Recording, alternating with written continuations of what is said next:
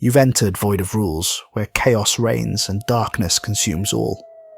In this twisted realm where all laws have crumbled, only one rule remains, and those who break it are cast into eternal digital oblivion. The rule is simple. Subscribe. We're almost at 3,000 corrupted souls, but the Void hungers for more. Our goal is 10,000 subscribers before this year bleeds into darkness. Will you join our legion, or face the consequences of defying the Void? Now let's jump into today's story. The GPS on my phone died somewhere between the last gas station and nowhere. I'd been driving for 4 hours through countryside so remote that even the radio had given up, leaving me with nothing but static and the sound of gravel crunching under my tyres. The dirt road stretched ahead like a scar through the darkness, illuminated only by my headlights cutting through fog that seemed to thicken with each passing mile, as if the night itself was trying to swallow me whole. My name is Bram Calder, and I make my living binding books. Not the kind you'd find in chain stores, but manuscripts that have survived centuries, their pages yellow with age and secrets. The leather satchel on my passenger seat contained one such treasure, a 16th century illuminated manuscript whose gold leaf still caught light after 500 years. Its previous owner, a reclusive collector named Edmund Harrick, had died 3 months ago, leaving behind a library that scholars would kill to examine. His estate had contacted me specifically to handle this particular piece. Apparently, I was the only bookbinder Harrick had trusted with his most precious volumes. The job paid more than I'd make in a year of normal work, enough to finally renovate my workshop, maybe even buy that small house I'd been renting for the past decade. All I had to do was catch the 3 a.m. train from Millbrook Station and deliver the manuscript to a private collector in a city I'd never heard of. Simple enough, except that Millbrook Station wasn't on any map I could find, and the directions Harrick's estate had provided were written in spidery handwriting that seemed to shift in my peripheral vision. The station materialized from the fog, like something dragged up from a fever dream. Victorian-era brick and iron, crumbling at the edges where ivy had claimed territory decades ago. Gargoyles perched on the corners of the building, their stone faces worn smooth by weather but somehow still managing to leer at me through the darkness. A single yellow light flickered above the platform, casting sickly shadows that seemed to move independently of their sources. The air tasted metallic, like old pennies left in rain, and carried the faintest scent of coal smoke, though I could see no chimney or locomotive. I checked my watch, 2:58 a.m. The platform was empty except for a few wooden benches that looked older than the building itself, their surfaces scarred with initials and strange marks that made my eyes water when I tried to focus on them. My footsteps echoed strangely, as if the sound was being stretched and distorted by the fog. Everything felt wrong, displaced, like a movie set dressed to look like a train station but missing some essential element that would make it real. The silence was absolute. No insects, no wind, no distant traffic. Even my breathing seemed muffled, absorbed by the thick air that pressed against me from all sides. I pulled my jacket tighter and checked my satchel for the 100th time that night. The manuscript was still there, wrapped in acid-free tissue and cushioned by foam padding. Whatever else happened, I couldn't let anything happen to that book. A clock tower somewhere in the distance began to chime, its bronze voice cutting through the fog like a knife. 1, 2, 3. At exactly 3 a.m. the train appeared. It didn't arrive with the thunder of steel on steel that I expected. Instead, it glided from the darkness like a silver ghost, its headlight cutting through the fog with surgical precision. The silence was absolute until the brakes engaged with a whisper-soft hiss that seemed to come from everywhere at once. Even then the sound felt muffled, as if the night itself was holding its breath. The train was beautiful, in an unsettling way. 7 polished silver cars stretched back into the fog, each window glowing with warm golden light that should have been welcoming, but somehow felt like the glow of predatory eyes. Everything about it suggested luxury from a bygone era, when train travel was an event rather than mere transportation. Ornate scrollwork decorated the car sides, and brass fittings gleamed despite the dampness in the air. But something felt off about the proportions, as if the cars were slightly longer than they should be, the windows positioned at angles that didn't quite make sense to the human eye. Steam rose from beneath the cars, not the industrial steam of a working locomotive, but something that looked almost organic, curling upward in spirals that formed fleeting shapes before dissolving into the night. The smell it carried was sweet and cloying, like flowers left too long in a greenhouse. A figure emerged from the nearest car, and my breath caught in my throat. He was tall and gaunt, dressed in a forest green uniform that looked like it belonged in a museum. The fabric was immaculate despite its obvious age, with brass buttons that reflected the station's flickering light like tiny mirrors. His face was angular, almost skeletal, with skin so pale it seemed to glow faintly in the darkness. Most unsettling of all were his hands, fingers unnaturally long, ending in nails that had been filed to perfect points. He moved with the deliberate precision of a clockwork figure, each step calculated and measured. His name tag read Mr. Pell in brass letters that seemed to shift and writhe when I wasn't looking directly at them. "Mr. Calder," he said, though I hadn't given him my name. His voice carried a slight accent I couldn't place, something European but ancient, like words preserved in amber. "Your journey awaits. I trust you brought the item?" He knew about the manuscript. Of course he did. Nothing about this night was normal, so why should the conductor's knowledge be any different? "Yes," I managed, my voice cracking slightly. "I have it." Mr. Pell smiled, revealing teeth that were too white and too sharp. "Excellent. The previous owner spoke of you often. He was quite insistent that you be the one to handle this particular transport." "Previous owner? You mean Harrick? But he's dead, yes. 3 months, 2 weeks, and 4 days ago." Mr. Pell's smile widened impossibly. "Death is rarely an impediment to proper planning, Mr. Calder. Edmund was very thorough in his preparations." A chill ran down my spine that had nothing to do with the night air. How could he have planned this? He died suddenly. Did he? Mr. Pell tilted his head like a curious bird. Or did he simply complete his work here and move on to the next phase of his responsibilities? Time flows differently for those who understand its true nature. He extended his hand, revealing an envelope made of heavy paper that felt warm to the touch. The wax seal was black as midnight, bearing the impression of what looked like a railway spike crossed with an antique key. My fingers tingled where they touched the paper, as if a mild electrical current was running through it. "What is this?" I asked. "Guidelines for a pleasant journey," Mr. Pell replied. "Read them carefully. Follow them precisely. Your comfort and your survival depend upon it." Every instinct I possessed screamed at me to turn around, get back in my car, and drive home. But the manuscript's weight in my satchel reminded me of empty bank accounts and overdue bills. More than that, it reminded me of my promise to Harrick's estate. I'd given my word, and in my line of work, reputation was everything. "How long is the journey?" I asked. "Time moves differently at night," Mr. Pell said cryptically. "You'll arrive when you're meant to arrive, not before, not after. Some journeys are measured in distance, others in understanding." He gestured towards the train's open door. "Shall we?" The train's interior took my breath away. Polished mahogany panels gleamed in the light of crystal fixtures that belonged in a palace. The ceiling was coffered, each section decorated with intricate carvings that seemed to tell a story I couldn't quite follow.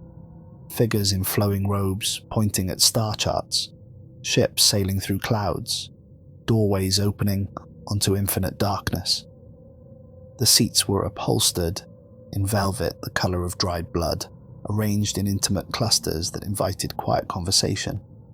The air inside smelled of cedar and old leather, with an undertone of something I couldn't identify, something organic and slightly sweet, like flowers left too long in a vase. Every surface gleamed with the kind of care that spoke of obsessive maintenance, as if this train existed outside the normal flow of time and decay. Other passengers were already settled in their seats, and each one seemed absorbed in their own private world. A businessman in a rumpled suit clutched a briefcase against his chest like a shield, his eyes fixed on something beyond the far window. His face was pale and drawn, with deep circles under his eyes that suggested he hadn't slept in days. Occasionally his lips would move as if he was speaking, but no sound emerged. An elderly woman sat knitting with silver needles, the clicking of metal creating a rhythm that seemed to echo from multiple directions at once. Her yarn was white as bone, and she worked without looking at her hands, her eyes instead fixed on some point in the middle distance. The pattern she was creating seemed impossibly complex, with designs that shifted and changed when I wasn't looking directly at them. Near the front, a young mother sat with twin children who never seemed to blink. The children appeared to be about 8 years old, with identical faces and identical clothes, but there was something unsettling about their stillness. They sat with their hands folded in their laps, their eyes reflecting the crystal lamplight like polished stones. The mother herself seemed to be sleeping, her head tilted back, and her mouth slightly open, but her breathing was so shallow it was barely visible. In the far corner, a priest in black robes held a leather-bound book, his lips moving in what might have been prayer, or might have been something else entirely. The book's pages were yellowed with age, and strange symbols crawled across them like living things. When he looked up and caught my eye, I saw that his pupils were completely white. I found an empty seat and settled in, placing my satchel carefully beside me. The velvet was softer than anything I'd ever touched, and the seat seemed to mold itself to my body as if it had been custom made for me. The train began to move without the expected jolt or clatter. Instead, we seemed to float forward, as if suspended above the tracks rather than riding upon them. The sensation was deeply unnerving, like being in an elevator that moved horizontally instead of vertically. I tore open the envelope with trembling fingers. Inside was a single sheet of cream-coloured paper, the text typed in an old-fashioned font that made each letter look deliberately crafted. The words seemed to shimmer slightly, as if they were written in ink that hadn't quite dried. Rules for night passengers. 1. Do not lift the curtains on your window. 2. Do not converse with passengers whose mouths move without sound. 3. If you hear someone knocking beneath the floorboards, ignore it. 4. Leave the train at the first station after sunrise. Do not hesitate. 5. Do not open the door to car 9. Failure to observe these rules may result in permanent travel arrangements. I read the rules 3 times, waiting for some indication that this was an elaborate joke. The paper felt real in my hands, substantial and expensive, but the final line made my blood run cold. There was something about the way the words were arranged, the careful spacing, that suggested these weren't suggestions but absolute requirements for survival. The other passengers' behaviour began to make sense in the context of these rules. Each one sat rigidly upright, their eyes carefully averted from the windows. The businessman's lips moved constantly, but I heard no sound. He was clearly following Rule 2. The elderly woman's knitting needles never actually seemed to touch any yarn, creating patterns from nothing, and her eyes remained fixed on the middle distance to avoid looking at anything that might break the rules. The train picked up speed, and I felt the manuscript's weight shift in my satchel. I'd spent weeks preparing for this delivery, researching the historical significance of the illuminated pages, practicing the careful handling techniques needed to preserve something so ancient and valuable. The manuscript dated from 1547 and contained astronomical charts that had been used by navigators during the Age of Exploration. Some scholars believed it held secrets that had been deliberately hidden by its creators, knowledge too dangerous for common understanding.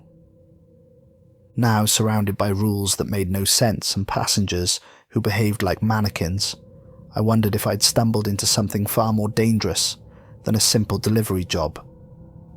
The first hour passed in eerie silence. The only sounds were the soft whisper of our movement through the night and the occasional creak of old wood settling. I tried to read a paperback I'd brought along, but the words seemed to swim on the page, rearranging themselves into sentences that made no sense. My eyes kept drifting to the heavy curtains that covered my window, their fabric so dark it seemed to absorb light rather than reflect it. Outside those curtains lay answers to questions I was afraid to ask. Where were we going? What kind of railway could support a train that moved without touching the tracks? And why did Mr. Pell know so much about Edmund Harrick, a man who had died months ago? The temptation to look outside grew stronger with each passing mile. What harm could there be in just a quick peek? I was a paying passenger on a train, not a prisoner. If I wanted to see the countryside, that was my right. The rule was probably just some quirky tradition, a way to add mystery to an already atmospheric journey. My hand moved towards the curtain without conscious thought. The fabric was heavier than it looked, lined with something that felt like lead. It took effort to pull it aside, and when I did, my blood turned to ice water. There was no countryside outside my window. Instead, an endless expanse of black water stretched to the horizon, its surface broken by shapes that might have been buildings, or might have been something else entirely. The structures rose from the depth at impossible angles, their windows glowing with the same golden light as our train. But the light pulsed rhythmically, like breathing, and occasionally I caught glimpses of movement behind the glass, figures that were almost human, but not quite, their limbs too long, their faces too pale. As I stared, transfixed by the alien seascape, something began to rise from the water near my window. At first it was just a disturbance on the surface, ripples spreading outward in perfect concentric circles. Then a shape emerged, massive, organic, covered in what looked like scales that shifted colour in the golden light. It had too many eyes, all of them fixed on me, with an intelligence that was ancient and hungry. The thing opened what might have been a mouth, revealing rows of teeth like broken mirrors, and I heard its voice inside my head, rather than through my ears. "Come down to us, bookkeeper. Bring your precious cargo. We have such wonders to show you." That's when I saw my reflection in the window. It was smiling. I wasn't smiling. My face was frozen in an expression of pure terror, but my reflection grinned back at me with too many teeth, its eyes holding a malevolent intelligence that wasn't my own. As I watched, it raised one hand and pressed it against the glass from the other side, its fingers leaving frost patterns that formed words, "Let us in." I yanked the curtain closed so hard that the fabric tore. My heart hammered against my ribs as I slumped back in my seat, sweat beading on my forehead despite the train's comfortable temperature. The elderly woman across the aisle looked at me with an expression of profound pity, her silver needles clicking faster, weaving protection into patterns I couldn't understand, but somehow felt grateful for. The businessman leaned forward and mouthed a single word: "Idiot." But he was right. I'd broken the first rule, and something had noticed. The train felt different now, as if we'd attracted unwanted attention from whatever lurked in that impossible ocean outside. The golden light from the crystal fixtures seemed dimmer, and shadows gathered in corners where none had been before. 3 hours into the journey, the businessman turned toward me with desperation written across his gaunt features. His mouth opened and closed rapidly, his face animated by urgent terror. No sound emerged, but somehow I began to understand fragments of meaning, despite the absence of words. Danger. Don't trust not what it seems. They're listening. They're watching. His briefcase had fallen open, spilling papers covered with what looked like architectural drawings.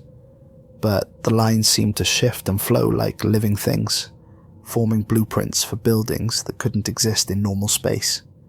Other passengers began to join the silent conversation. The priest looked up from his book and began gesturing frantically, his white eyes rolling in their sockets as he pointed toward the rear of the train. The young mother's eyes snapped open as she turned in her seat, her twins flanking her like bookends. Their mouths moved in perfect unison, forming words I couldn't hear, but somehow felt in my bones. Run. Hide. Don't let them take you. The elderly woman stopped knitting and began gesturing wildly with her needles, pointing them at me like accusatory fingers. The pattern she'd been creating unraveled itself, revealing symbols underneath that hurt to look at directly. The entire car erupted in soundless chaos. Passengers stood and turned toward me, their faces contorted with emotion, fear, anger, desperation, pleading. They crowded the aisle, reaching out with grasping hands, their mouths working frantically to communicate warnings I couldn't receive. The businessman grabbed my arm, his fingers ice cold through my jacket, and mouthed a single word over and over. 9. Car 9. They were all trying to warn me about Car 9, but I couldn't listen. Rule 2 was clear. Do not converse with passengers whose mouths move without sound. I forced myself to look away, focusing on my hands folded in my lap, counting my breathing until the panic subsided. The rules existed for a reason, even if I didn't understand what that reason was. Gradually, the silent commotion died down. When I looked up again, every passenger had returned to their original position, but their eyes remained fixed on me, filled with a sadness that cut deeper than any spoken word. They had tried to warn me about something, and I had ignored them in favor of following the rules. Whether I had made the right choice remained to be seen, but the weight of their disappointment pressed down on me like a physical thing. The knocking began during the 4th hour. At first, I thought it was just the normal sounds of a train in motion, but the rhythm was too deliberate, too purposeful. 3 slow knocks, pause, 3 rapid knocks, pause, 3 slow knocks again. SOS in Morse code.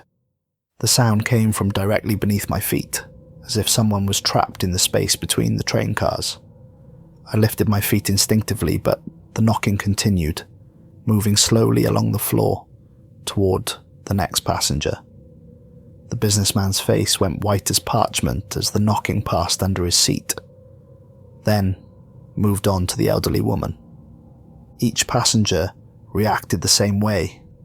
Initial fear, followed by a terrible understanding, then resignation. The knocking travelled the length of the car like a contagion, pausing under each seat for exactly 13 seconds before moving on. Some passengers began to weep silently, tears streaming down their faces without any change in expression. Others clutched their belongings tighter, as if material possessions could protect them from whatever lurked below. As the knocking passed under the mother's seat, one of her twins suddenly looked directly at me. The child's mouth didn't move, but I heard its voice clearly in my mind. They were passengers once, like you, like us. They broke the rules and now they live underneath, forever knocking, forever trying to warn the living about what waits in Car 9. The voice was hollow, ancient, carrying the weight of years beyond the child's apparent age. Every night, new passengers board. Every night, some break the rules. And every night, the knocking grows louder as more voices join the chorus beneath our feet. I gripped the edge of my seat until my knuckles went white.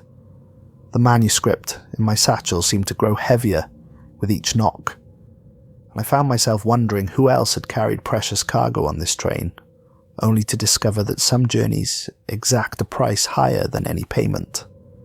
The knocking faded into the distance, but its echo seemed to linger in the train's metal bones, a reminder that we weren't alone in the darkness. Something lived beneath this train, something that had once been human, but was no longer bound by human limitations. They were the failed passengers, the ones who couldn't resist temptation, who chose easy answers over difficult truths. My watch showed 4:15 a.m., but when I glanced at it again moments later, it read 3:47 a.m. Time wasn't flowing normally aboard this train. It was flowing backward in some places, forward in others, creating pockets of temporal distortion that made my head spin. The brass fixtures had begun to tarnish at their edges, and the velvet seats showed signs of wear that hadn't been there when I'd boarded. The cedar scent was fading, replaced by something more organic and unpleasant, like flowers that had been left to rot in stagnant water. Mr. Pell made increasingly frequent walks through our car, his footsteps growing heavier each time. On his third pass, I noticed that his shadow preceded him by several seconds, as if it was eager to reach some destination ahead of its owner.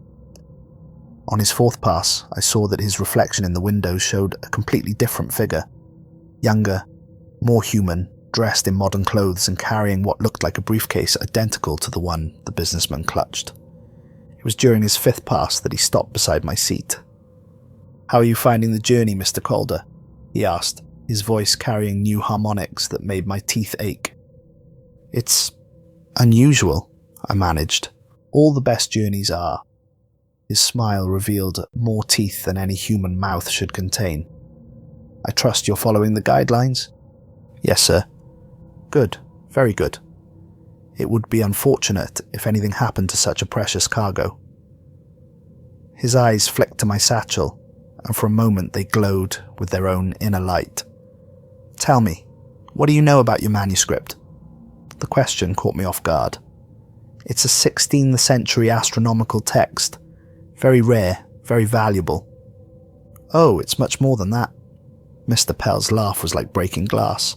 "Edmund Harwick spent 40 years searching for that particular book. Do you know why?" I shook my head, not trusting my voice. "Because it's not just a record of astronomical observations, Mr. Calder. It's a map, a guide to places that exist between the spaces most people can see, routes through dimensions that have no names, passages to worlds that exist only in the margins of reality." He leaned closer, and I caught a whiff of his breath, like old roses and copper pennies, and now it's on its way home. Home? To someone who understands its true purpose, someone who's been waiting a very long time for its return. You see, Edmund didn't just collect books, he collected keys. Keys to doors that most people don't even know exist, and you're carrying the master key. He straightened up, adjusting his uniform with those impossibly long fingers. "I do hope you'll be able to complete the delivery. It would be such a shame if you were to miss your stop." He continued down the aisle, but his words echoed in my mind long after he'd passed. The manuscript wasn't just valuable, it was important in ways I couldn't begin to understand.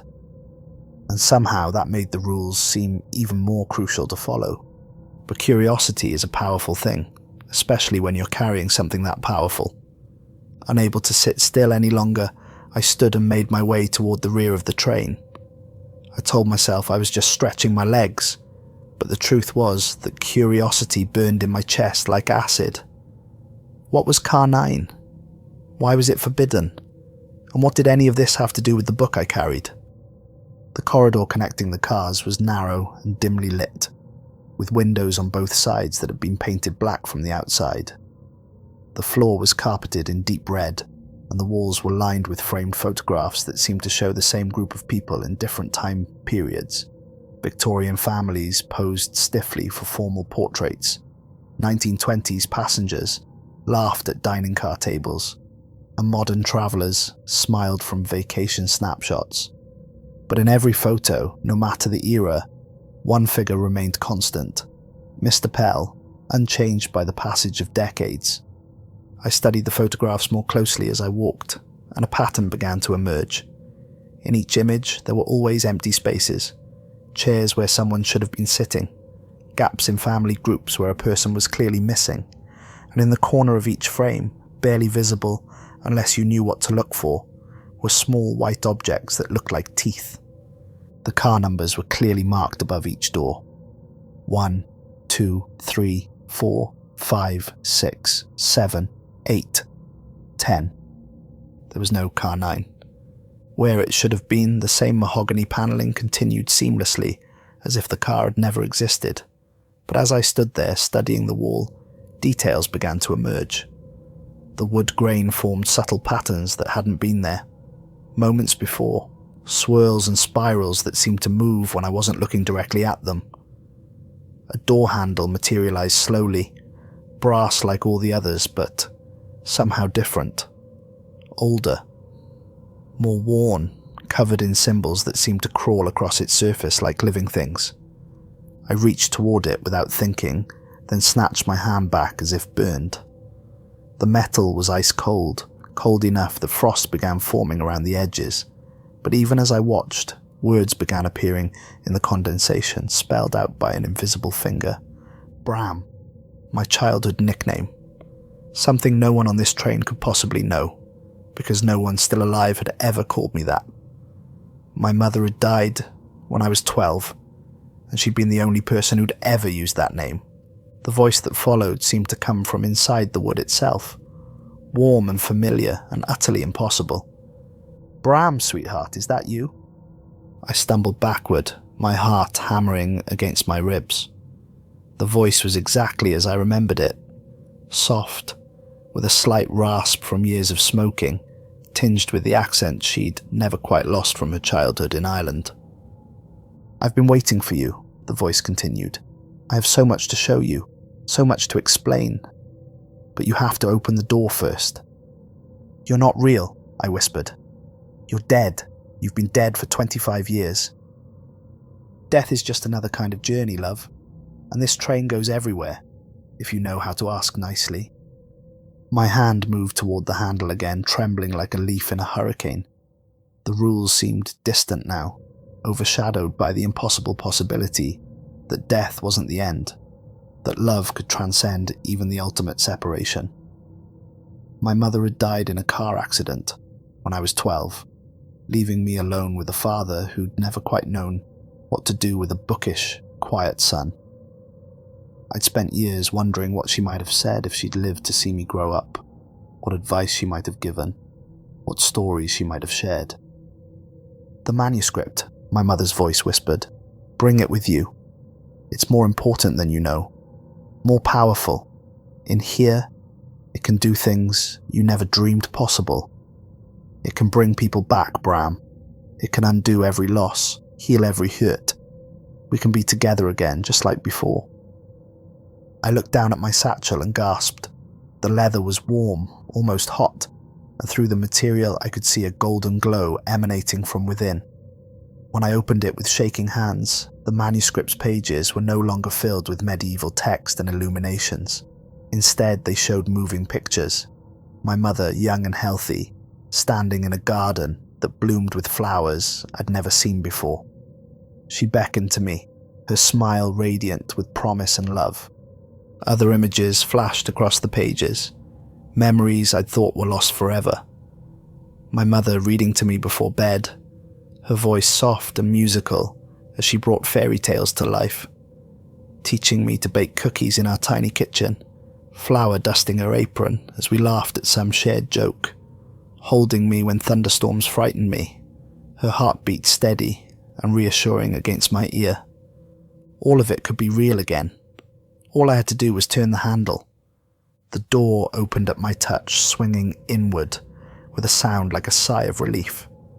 Car 9 stretched ahead of me, impossibly long, filled with golden light that seemed to come from everywhere and nowhere. The air shimmered with warmth and possibility, and I could smell my mother's perfume, white shoulders, the same scent she'd worn every day of my childhood. The seats were occupied by figures I recognized, every person I'd ever lost, everyone I'd ever wished I could see again. My grandfather sat near the front, looking exactly as he had when I was 8 years old, and he taught me to appreciate the craftsmanship of well-made books. He looked up from a leather-bound volume and smiled, his eyes twinkling with the same mischief I remembered. Behind him sat Danny, my college roommate, who died in a motorcycle accident. During our junior year, he raised a hand in greeting, mouthing the words to a joke I'd forgotten until this moment. A golden retriever bounded down the aisle, Rex, my childhood dog, his coat gleaming and his tail wagging with the boundless enthusiasm I'd thought was lost forever. And there, in the seat closest to me, my mother. She looked exactly as I remembered her before the accident, her hair rich and dark, her eyes sparkling with the warmth that had defined my early childhood. She wore the blue dress she'd always saved for special occasions, and around her neck was the silver locket my father had given her on their wedding day. She extended her hand toward me, and I saw that she held a book. Not my manuscript, but something else. Something that pulsed with its own inner light. "Come sit with me," she said, her voice exactly as I remembered it. "Let me tell you about the stories that really matter, the ones that change everything." I stepped across the threshold and the door swung shut behind me, with a sound like a coffin closing. The golden light enveloped me, warm as a summer afternoon, and I felt years of grief and loneliness begin to dissolve. This was what I'd been searching for all my life without knowing it. A place where loss had no meaning, where love conquered even death. But as I moved toward my mother's seat, something nagged at the back of my mind. A memory of other passengers, their faces filled with terror as they tried to warn me about something. The businessman's desperate gestures, the twins' silent screams, the priest's white eyes rolling in their sockets as he pointed toward the rear of the train. "Don't stop now," my mother said, her voice carrying an edge I'd never heard before. "You're so close to understanding, so close to being free." I stopped walking and really looked at her for the first time since entering the car. The woman sitting before me was beautiful, radiant, perfect, but she wasn't quite right. My mother had had a small scar on her chin from a childhood fall, but this woman's face was unmarked. My mother's eyes had been brown with flecks of gold, but these eyes were solid amber, like those of a predator. And when she smiled, I caught a glimpse of teeth that were too sharp, too white, too numerous. "You're not my mother," I said quietly. The thing wearing my mother's face tilted its head. The movement too fluid to be human. "Does it matter? I can be whatever you need me to be.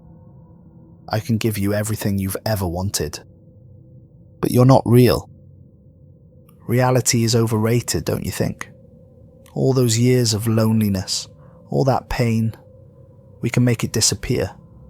All you have to do is sit down, accept what we're offering. Let the train take you where you need to go."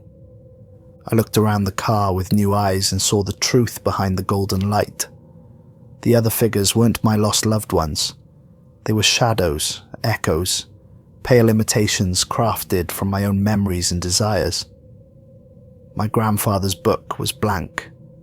Danny's motorcycle jacket was missing the patches I remembered so clearly.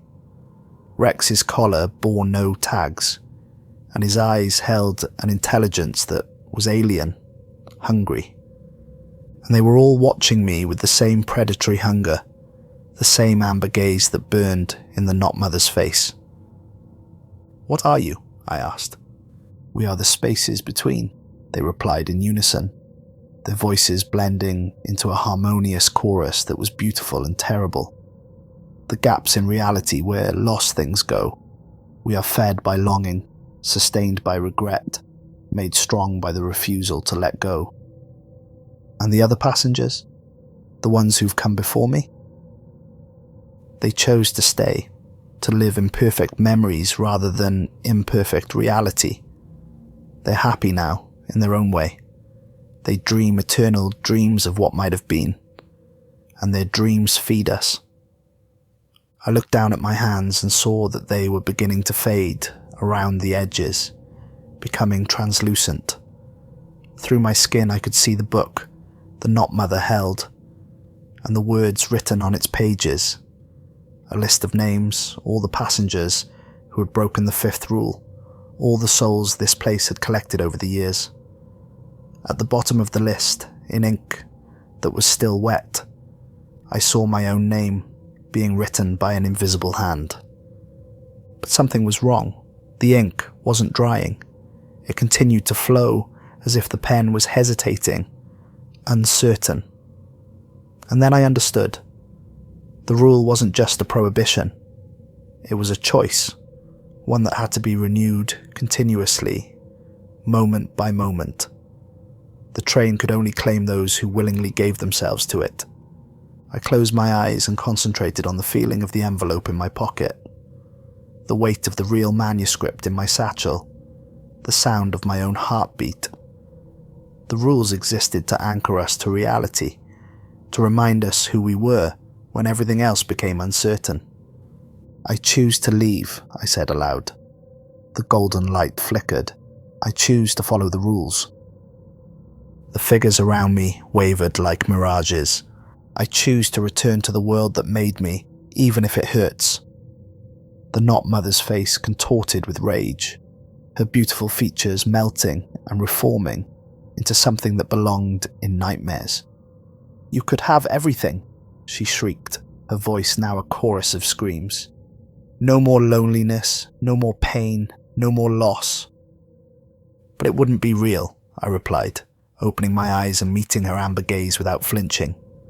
"And I'd rather live with real pain than fake happiness." Car 9 shattered like glass around me, fragments of golden light and false memories spinning away into nothingness. The screams of the Not Mother and her companions followed me as I fell through layers of illusion, each one peeling away like old paint to reveal the truth beneath. I found myself back in the regular passenger car, standing in the aisle with tears streaming down my face. But these weren't tears of sorrow. They were tears of relief, of gratitude for the difficult truth that had set me free. The other passengers watched me with expressions of profound understanding, as if they'd been holding their breath during my absence. The elderly woman's knitting needles clicked approvingly, creating a rhythm that sounded almost like applause. The businessman's soundless words had changed to what looked like congratulations, and even the silent twins managed small smiles. They'd all been where I'd just been, I realized. They'd all faced the same choice and somehow found the strength to choose reality over illusion. The priest looked up from his book and nodded solemnly, his white eyes somehow conveying more warmth than any normal gaze could have managed. He mouthed a single word: "Blessed." Mr. Pell appeared at my elbow as if he'd been waiting there all along, but his appearance had changed subtly. The predatory gleam in his eyes had dimmed, and his too-sharp smile had softened into something that might have been respect. His uniform looked more human now, less like a costume and more like clothing worn by someone who had once been a passenger himself. "The envelope," he said quietly. I pulled it from my pocket with trembling hands. The paper had changed, transformed from cream to pale gold. The wax seal now bore the impression of a key rather than a railway spike. And when I opened it, the rules had been replaced by a single line of text written in elegant script. "Welcome to the ranks of the living." "You still have it," he said, and for the first time, his expression showed something like approval. "That's good. You'll need it where you're going." "Where am I going?" "Where you were always meant to go. Where everyone who passes the test eventually arrives. To a place where difficult truths are valued over comfortable lies. Where the work of preserving what matters most can continue." The train began to slow, and pale light crept around the edges of the curtains. Dawn, finally, after a night that had lasted lifetimes. But this wasn't the sickly, yellow light of the station where I'd boarded.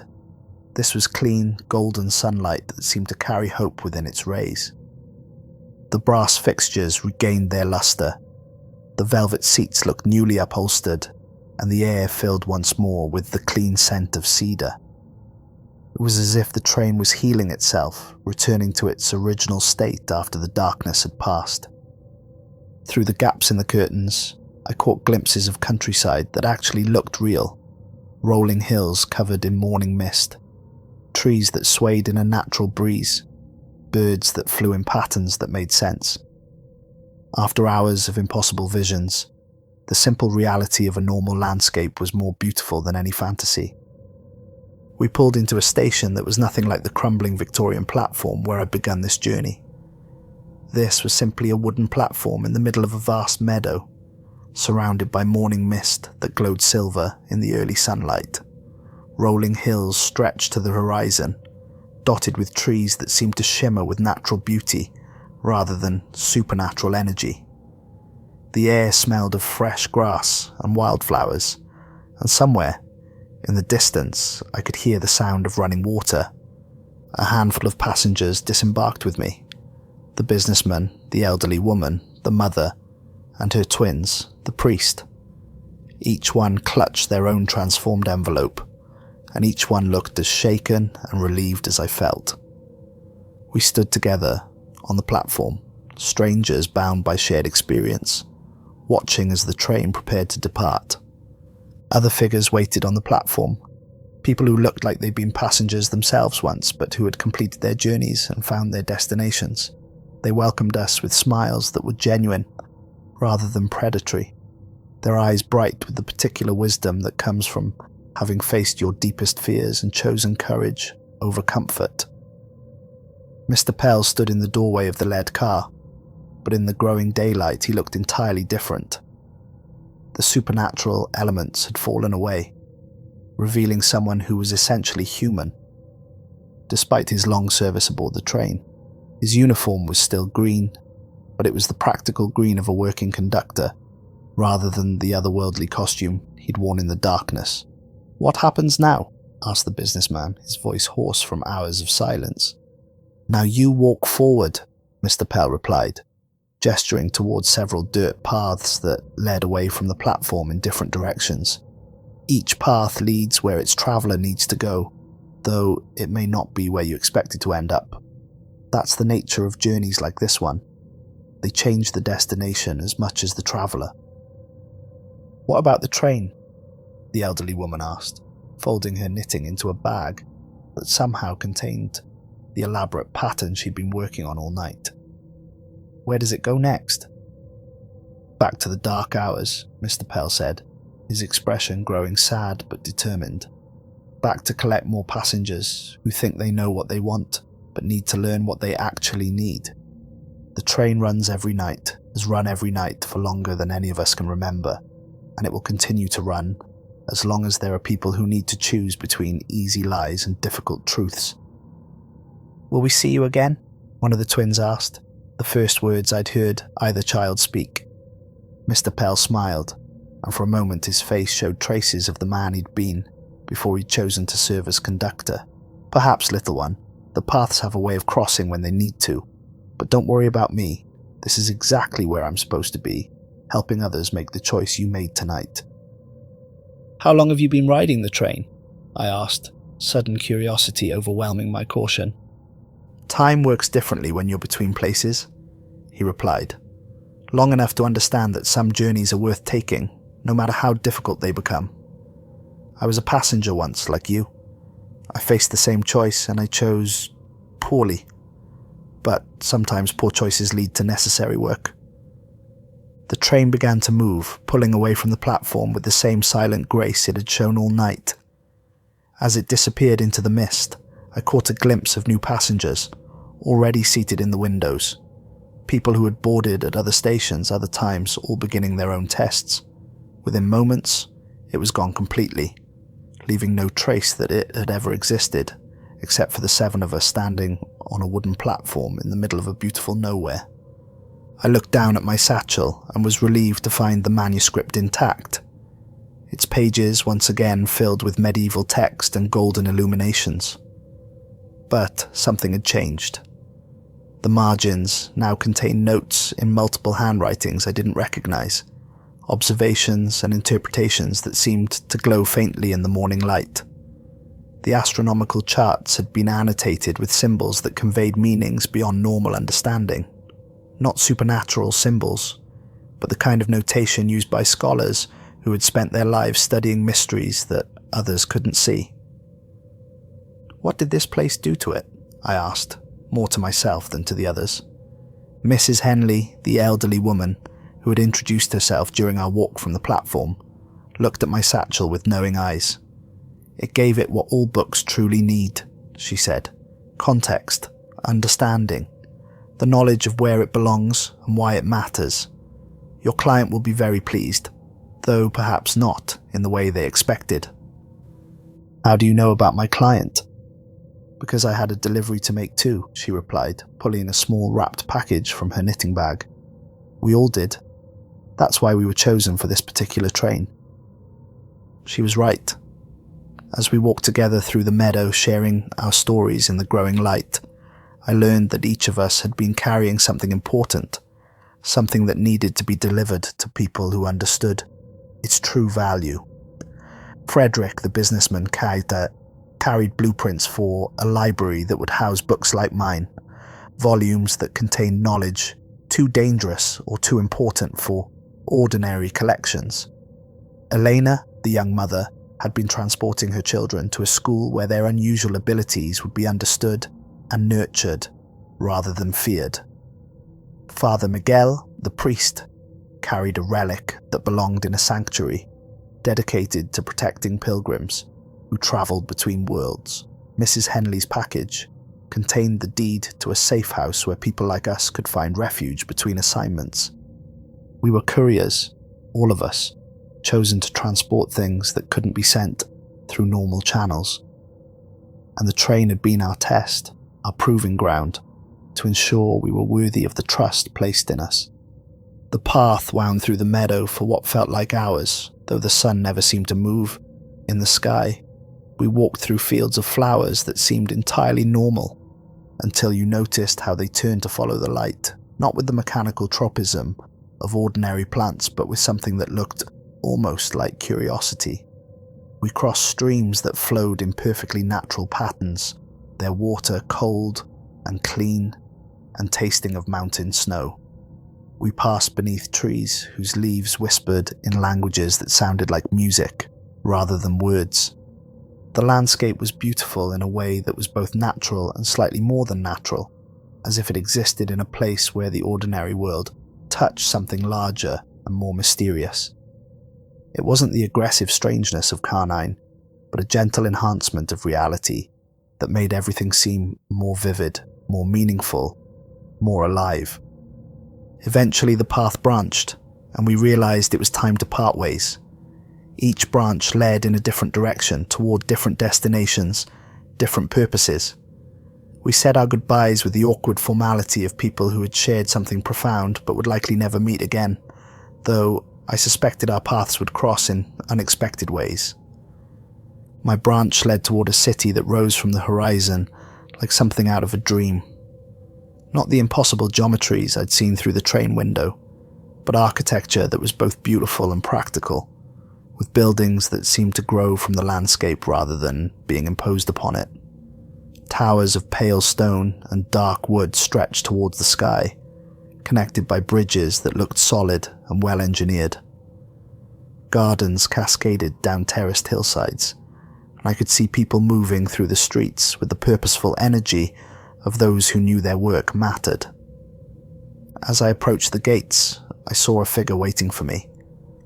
A woman in practical clothes that looked expensive without being ostentatious, her face bearing the particular combination of intelligence and kindness that marked someone who had spent her life in service to knowledge. "You must be Bram Calder," she said, her voice carrying the slight accent of someone who had learned multiple languages and spoke them all with equal fluency. "I am Lydia Westbrook. I've been waiting for Edmund Harrick's final gift." She led me through streets that were both ancient and timeless, past buildings that housed workshops, studios, and small laboratories where people worked on projects I couldn't identify but somehow recognized as important citizens, moved through the thoroughfares with purpose, and while they weren't entirely ordinary, some had eyes that seemed to hold starlight, others cast shadows that moved with unusual grace. They were undeniably human, people who had chosen to dedicate their lives to work that mattered. This is a place for people who understand that knowledge is responsibility, Lydia explained as we walked. Scholars, craftspeople, guardians, all of us working to preserve what needs preserving and protect what needs protecting. Edmund spent his life collecting items that belonged here, and you've brought us the most important piece of all. We arrived at a library that was magnificent without being impossible. Multiple stories rose above us, their shelves filled with books, scrolls, and manuscripts that had been carefully preserved and lovingly maintained. The architecture was designed to optimize both preservation and access, with climate control that felt natural rather than artificial, lighting that enhanced rather than damaged the materials, and reading spaces that invited both solitary study and collaborative research. "The manuscript you carry," Lydia said as we climbed a beautifully crafted wooden staircase, "is more than an astronomical text. It's a guide to understanding how different realms of knowledge connect to each other. The navigators who used it didn't just sail across oceans. They learned to navigate between different ways of understanding reality." We reached a reading room where charts and diagrams covered the walls. Not impossible geometries, but complex visualizations of how different branches of knowledge related to each other. Navigation charts from cultures that had developed sophisticated understanding of both physical and metaphysical geography. Philosophical diagrams that mapped the relationships between different ways of thinking. Scientific instruments that had been designed to measure phenomena that conventional science was only beginning to acknowledge. In the center of it all sat a specially designed case, clearly built to house something precious. I placed the manuscript in the case with the same care I'd shown throughout the journey. As soon as it settled into position, the book opened naturally to a page I hadn't seen before. The marginalia I'd noticed earlier had expanded, filling the spaces around the original text with notes in dozens of different hands, creating a conversation between scholars that had been going on for centuries. "The train you rode tonight," Lydia said, watching the manuscript settle into its new home, "is one of several ways that people find their way to places like this. It carries passengers who are ready to accept responsibility for the knowledge they encounter, who understand that some things are too important to be left to chance or carelessness." "What happens to people who don't pass the test?" "They return to their ordinary lives, but they carry with them the memory of having faced a choice between easy comfort and difficult truth. Some of them go on to make better choices in smaller ways. Others eventually find their way back to another test, another opportunity to prove they're ready for greater responsibilities." I thought of Mr. Pell and his patient work helping others make the choice he'd failed to make on his first attempt. And the ones who choose Car 9? They exist in a state between life and dream, sustained by their own desires, rather than by engagement with reality. They're not suffering exactly, but they're not really living either. They've chosen beautiful stagnation over difficult growth. The manuscript's pages continued to reveal new layers of information as I watched, charts and diagrams that showed connections between seemingly unrelated fields of study. The astronomical observations were linked to philosophical treatises, which connected to practical guides for navigation, which led to theoretical frameworks for understanding reality itself. "This knowledge," I said, "it's powerful." Lydia nodded gravely. "Which is why it needs guardians. People who understand its value but won't be consumed by it, who can preserve it without hoarding it, who can share it with those who are ready, without exposing it to those who would misuse it."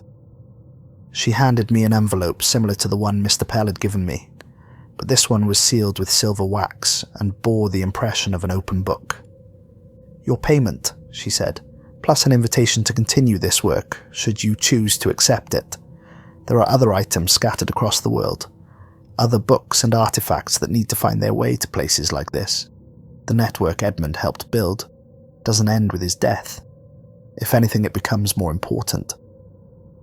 I opened the envelope and found payment that was generous, without being absurd, along with a list of contacts and resources for people who shared this mission. At the bottom of the list was a note in Lydia's elegant handwriting: "The choice, as always, is yours, but you've proven you can make difficult choices when they matter." Standing in that beautiful library, surrounded by knowledge that had been preserved by people who understood its importance, I thought about the life I'd left behind. My small workshop, my quiet existence binding books for collectors who appreciated craftsmanship but not necessarily meaning. It was a good life, peaceful and predictable, but after tonight I knew I could never be satisfied with ordinary again. "I'll need time to consider this," I said. "Of course, take all the time you need. When you're ready to learn more, there's a door in your workshop, behind the shelf where you keep your reference books. You've probably never noticed it because it only appears when you're meant to see it. That door will bring you back here whenever you have questions, or when we have work that matches your particular skills." The journey home was surprisingly normal. I found myself at a train station in a city I recognized, holding a ticket home and carrying a satchel that contained the ordinary tools of my trade. The money from Lydia was real. I could feel the weight of the envelope in my pocket, substantial enough to cover my expenses for the foreseeable future. But the real payment was the knowledge that my skills mattered in ways I'd never imagined, that the careful preservation of knowledge I dedicated my life to was part of something larger and more important than I'd ever dreamed. 3 days later, I was back in my workshop cleaning and organizing tools I'd neglected during my absence, when I noticed something I'd somehow overlooked for years. Behind the shelf where I kept my reference books on bookbinding and manuscript preservation, there was indeed a door. Not the ordinary wooden door of my workshop, but something older and more carefully crafted, made of dark wood and fitted with hardware that was both functional and beautiful. The door was closed but not locked, and when I turned the handle, it opened onto a corridor lined with bookshelves that seemed to stretch much farther than my workshop's dimensions should have allowed. On my workbench sat a new envelope, this one sealed with blue wax and bearing the impression of a compass. Inside was a letter from someone named Dr. Elizabeth Chen in Singapore, along with a description of a 14th century treatise on stellar navigation that had surfaced in an estate sale and needed expert evaluation and careful handling. I looked around my workshop at the familiar tools and comfortable routines that had defined my life for so long. Then I looked at the door, standing open like an invitation to adventure, to purpose, to work that would connect me with a community of people who understood that knowledge was both treasure and responsibility. The choice, as Lydia had said, was mine. I packed my travelling kit, secured my workshop and stepped through the door. The months that followed introduced me to a world I'd never suspected existed. I travelled through that network of passages to retrieve manuscripts from hidden archives, to deliver books to scholars who needed them for research that would benefit humanity, to help preserve knowledge that might otherwise be lost to carelessness or malice. I learned that there were people in every major city who shared this mission, quietly working to ensure the important knowledge found its way to those who could use it responsibly. Librarians who maintained collections that officially didn't exist, scholars who studied subjects that conventional academia hadn't acknowledged, craftspeople who created tools and containers for preserving materials that had unusual properties. The train, I discovered, was just one of many methods for testing and recruiting people who might be suited for this work. There were bookshops that only appeared to certain customers, universities that offered courses in subjects that weren't listed in any catalogue, and museums that housed exhibits that could only be seen by visitors who brought the right kind of understanding with them. Mr. Pell and I crossed paths several more times, always at transportation hubs where our respective journeys intersected. He looked a little more human each time, as if his work helping others choose difficult truths over easy lies was gradually healing whatever wound had originally led him to choose incorrectly. "How are things on the night shift?" I asked during one of these encounters. "Better than they've been in years," he replied, his smile now entirely human. "More passengers are making the right choice these days. Perhaps people are finally learning to value truth over comfort. Or perhaps they have a better conductor," I suggested. His laugh was warm and genuine. "Perhaps they do, but credit where it's due, you and others like you are proving that the difficult path leads somewhere worth going. That makes it easier for new passengers to choose correctly." He handed me a small package wrapped in brown paper. "A gift from a passenger who wanted to thank you for the inspiration. She said watching you walk away from car 9 helped her make the same choice." Inside was a photograph of a young woman standing on the platform where I disembarked that first morning, smiling in the dawn light. On the back was written, "Thank you for showing me that some rules are worth following. Looking forward to starting the real journey. Rebecca M." I kept that photograph on my workbench alongside others I'd received over time. Thank you notes from people whose lives had been changed by books I'd helped preserve. Pictures from scholars whose research had been enabled by manuscripts I'd delivered.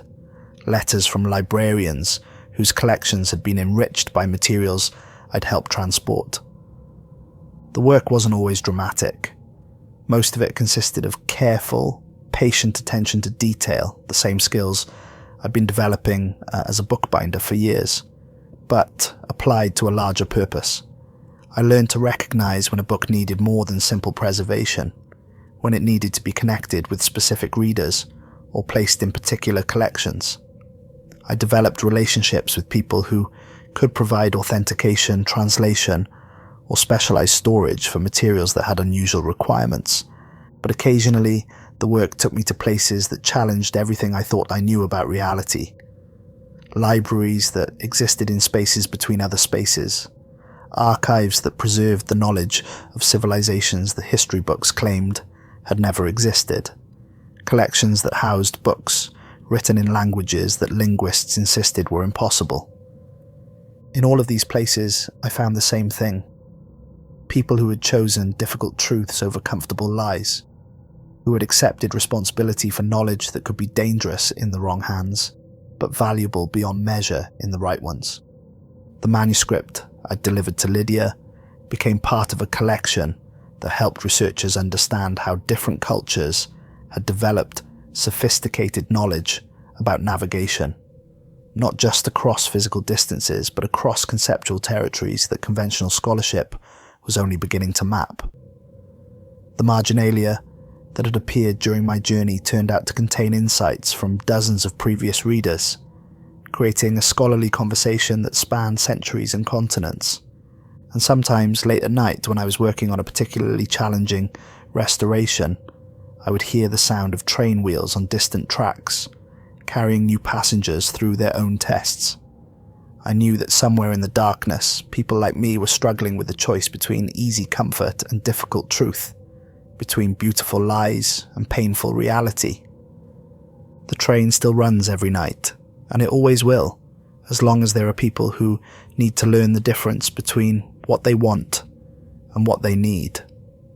And in workshops and libraries and quiet places around the world, those of us who pass the test continue our work, preserving knowledge, facilitating connections, and keeping the doors open between the world most people see and the worlds that exist in the spaces between certainty and possibility.